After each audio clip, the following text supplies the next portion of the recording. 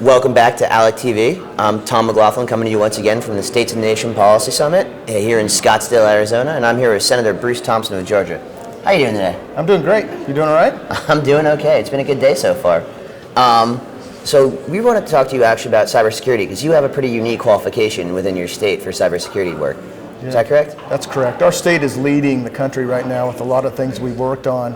I think most people know over in Augusta that we set up the Innovative Center, GBI Center. There's a lot of things that we've used the resources and assets to set up. But one of the things that's highlighted is the situation we have with consumers. Tom, the challenge you have today with consumers is identity theft is huge. And that falls right in that realm of cybersecurity. So what kind of work are you doing with identity theft in Georgia right now, and how does it apply to you in particular? Well, it's personal to me because I've experienced it. I think many times in life, that's what happens, is you personally got to experience it before then you can have empathy and hopefully then generate some legislation that will protect others. But in my situation, my identity was stolen nearly 4 years ago. Wow. And the joke at our household is my wife says, I hope she was worth it. Because we found out a 740 BMW was bought in my name in Arizona. Oh my goodness, so right around here. Ground zero. I should stop in and check on it, right? Yeah, go ahead. So when that happens, what are the options available to somebody right now when their identity is stolen? Yeah, it's challenging. The remedy is first you're supposed to fill out a police report. You're supposed to contact the local authorities and let them know that, hey, my identity is stolen. You've got to fill it out. You'll be given an affidavit that you can then notify the various companies that have extended credit in your name. That's the first step, right? Right. That's when the work really begins, because it's really the onus is on you to then go do the correction. Law enforcement really can't engage in this because they don't have the resources right now to do that. Huh. So is there a solution that you're kind of working on that might address some of these issues and some of the hardships that people face when they're dealing with credit fraud? Yeah, I think there is. In the state of Georgia right now, we're drafting some legislation. Of course, we're trying to make sure that we're compliant federally. But in a situation where your identity is stolen, right, a company has extended credit in your name to someone, a phantom.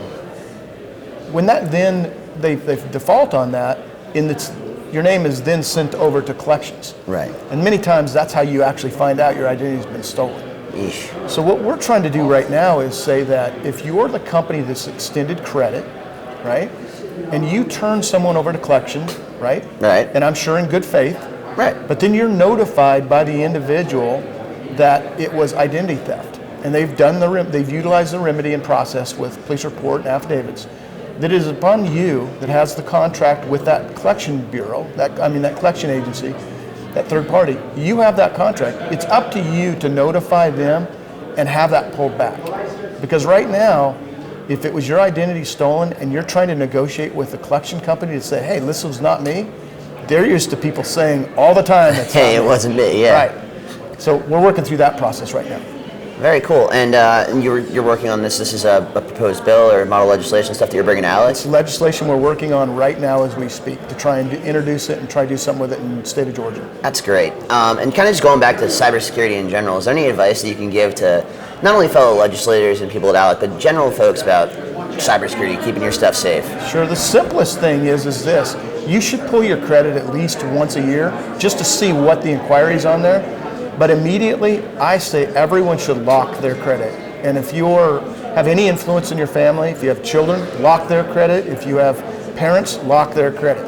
Because if your credit is locked, it's very, very difficult, if not impossible, for someone to then open up an inquiry and have that then turn into some credit, right, in your name. Right. So you lock it, you go through TransUnion or Equifax, and then you get a PIN that you could unlock it in the event you need to.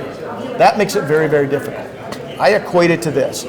If we have alarms on our home, but we leave the front door open, that doesn't keep a criminal away. But if you lock the front door and put an alarm on it, yes, they can break a window, but they're likely to go to another route. Right. Very cool. Well, you heard it here first. Make sure you check your credit, lock your credit. But I want to thank you, Senator Thompson, for joining us today on ALECTV. Thanks so much. And yeah, we'll see you back here very soon. Merry Christmas. Yeah, Merry Christmas. Keep it here for more ALECTV throughout the rest of the conference.